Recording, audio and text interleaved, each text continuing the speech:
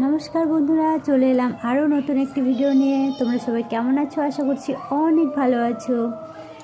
তো আজকের ভিডিওটি একটু অন্যরকম। আজকে আমি বম্বে কাট ব্লাউজ দেখাচ্ছি, তো তোমরা একটু মনোযোগ দিয়ে দেখলে বুঝতে পারবে। আর আজকে আমি সূত্রের সাহায্যে বোঝাবো না, আজকে আমি তোমাদের ফর্মা দিয়ে কাটিং দেখাচ্ছি। তো আমাকে আমার ফেসবুক থেকে অনেকেই বলেছিল যে ফর্মা দিয়ে কিভাবে ব্লাউজ কাটতে হয় সেটা দেখাতে। এর আগের ভিডিওতে আমি দেখিয়েছি সবগুলো ফর্মা একসঙ্গে বসে কি করে ব্লাউজ কাটিং করতে হয়, আর আজকে আমি দেখাচ্ছি একটা একটা করে কাটিং করে। আর এটা হচ্ছে পেছনের পার্ট ফর্মা দিয়ে না কাটলেও হয়। পেছনের পার্টটা এমনি তোমরা মাপ দিয়ে কাটতে পারো।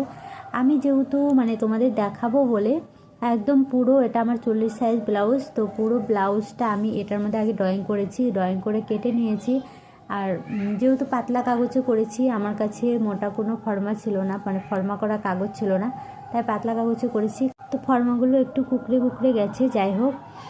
তো এইভাবে করে আমি করছি। তোমরা যদি ফর্মা কেটে নাও তাহলে একটু মোটা কিছুর ভিতরে কাটবে, মোটা কাগজে কাটবে, কেননা ফর্মাটা অনেক দিন থাকবে, নষ্ট হবে না। আর এটা কিন্তু আমার কেনা ফর্মা নয়, আমি নিজেই ড্রয়িং করে 40 সাইজের ফর্মা বানিয়ে নিয়েছি। তোমরা চাইলে নিজেরাই বানিয়ে নিতে পারো, আর যারা পারো না তারা কিনে নিয়ে আসতে পারো। আজকে আমি একটা একটা করে পার্ট এই জন্য বের করে দেখালাম। অনেক সময় কি হয়, এক একটা জায়গায় এক এক রকম ডিজাইন আমরা বসাতে চাই, সেক্ষেত্রে এইভাবে একটা একটা করে তোমরা পার্ট বের করে তারপর কিন্তু বসাতে পারো। আর সবসময় চেষ্টা করবে ব্লাউজ বানাতে দিলে সেই পিসটাকে আয়রন করে নিয়ে তারপর কাটার। কেন বলো তো? কারণ ব্লাউজের পিসে দেখবে অনেক রকম ভাঁজ পড়ে থাকে, সেই ভাঁজগুলো সহ যদি কাটো তাহলে ব্লাউজের ফিনিশিংটা কিন্তু ভালো আসে না। অনেক জায়গায় লুজ টাইট এরকম হয়ে যায়, মাপ ছোট বড় হয়ে যায়। আর আয়রন করে নিলে কী হবে, ভাঁজগুলো সুন্দর হয়ে যাবে, প্লেন হয়ে যাবে, খুব ভালো দেখাবে, তাহলে ফিটিংটাও ভালো আসবে। ঠিক আছে। তো দু একটা ব্লাউজের পিস খুব ভালো থাকে, যারা একদম নতুন শাড়ি কিনেই কাটতে দেয়, সেক্ষেত্রে অনেক সময় আয়রন করতে হয় না, তবে আয়রন করে নিলে একটু হাতের কাজটা একটু বেশি সুন্দর দেখা যায়। আরেকটা কথা না বললে নয়, আমাদের কাস্টমারদের অনেক ভুল ধারণা আছে।